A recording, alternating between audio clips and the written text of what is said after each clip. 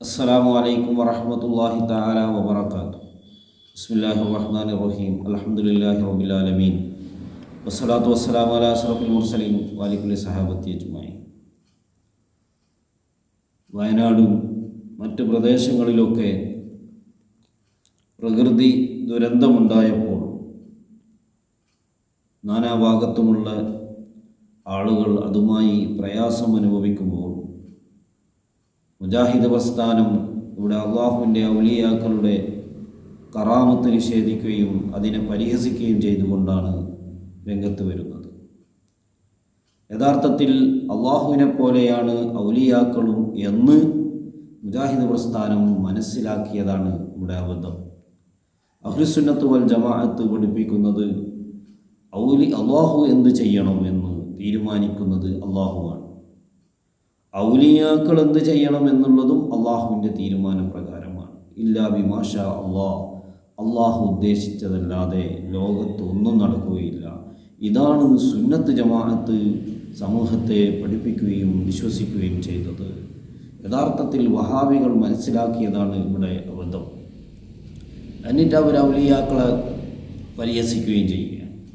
ഇവിടെ ഞാൻ മനസ്സിലാക്കേണ്ടത് അള്ളാഹുവിൻ്റെ ഔലിയാക്കൾ എന്ത് ചെയ്യണം എന്നുള്ളത് അത് അള്ളാഹു തീരുമാനിക്കുന്നതാണ്. ചില ആളുകൾ ചോദിക്കുകയാണ്, വല്ലേ നീലത്തെന്നും എന്നെ വിളിപ്പോർക്ക് വായുകൂടെ ഉത്തരം ചെയ്യും ഞാൻ എന്നവർ എന്നല്ലേ മുഹ്യിദ്ദീൻ ശൈഖ് പഠിപ്പിച്ചത്. എന്നാൽ അതേ മാലയിൽ തന്നെ മഹാനായ ഔസുൽ പറയുന്നുണ്ട് എന്ന്.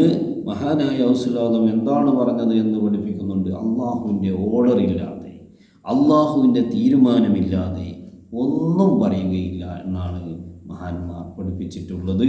അതാണ് അഹ്ലുസുന്നത്ത് വൽ ജമാഅത്തിൻ്റെ വിശ്വാസം. ഇനി ഞാൻ ചോദിക്കട്ടെ വഹാബികളെ, നിങ്ങളെ വാദം വെച്ചുകൊണ്ട് നിങ്ങൾ ഔലിയാക്കൾ എവിടെ എന്ന് ചോദിച്ചല്ലോ, നിങ്ങൾ ഔലിയാക്കൾ എവിടെ എന്ന് ചോദിച്ചല്ലോ.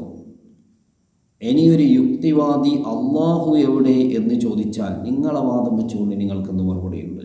ഞങ്ങൾക്ക് വ്യക്തമായ മറുപടിയുണ്ട്. അത് ഞാൻ നേരത്തെ പറഞ്ഞിട്ടുമുണ്ട്. ഇനി അതുമല്ല, നിങ്ങൾ സമൂഹത്തെ പഠിപ്പിച്ച് 2012 മുതൽ പഠിപ്പിച്ചൊരു തൗഹീദുണ്ട്. അഥവാ ഹയ്യും കയ്യും ഹാദിറുമായ ജിന്നുണ്ടെങ്കിൽ ആ ജിന്നിൻ്റെ സഹായം ലഭിക്കുമെന്ന് നിങ്ങൾ പഠിപ്പിച്ചിട്ടില്ലേ? ഞാൻ ചോദിക്കട്ടെ, ചൂരൽമലയിലും മുണ്ടങ്കയിലും അമ്പലവയിലുമൊക്കെ ആ ജിന്നില്ലാതെ പോയോ? ആ ജിന്നില്ലാതെ പോയോ? തേങ്ങ വീകുമ്പോൾ തലയിൽ വീഴാതിരിക്കാൻ, മേശ വലിക്കുമ്പോൾ കൈ കുടുങ്ങാതിരിക്കുന്ന ജിന്ന് നിങ്ങൾ പഠിപ്പിച്ചതല്ലേ? ആ ജിന്ന് എവിടെ പോയി? ഇതിനൊക്കെ നിങ്ങൾ എന്ത് മറുപടി പറയും? വെറുതെ അനാവശ്യങ്ങൾ സമൂഹത്തിൻ്റെ മുമ്പിൽ വലിച്ചിടാതെ അള്ളാഹുവിൻ്റെ ദീൻ എങ്ങനെ പറയണമെന്നുള്ളത് പണ്ഡിതന്മാരുടെ അടുക്കൽ പോയി പഠിക്കൂ. അസ്സലാമു അലൈക്കും വറഹ്മത്തുള്ളാഹി.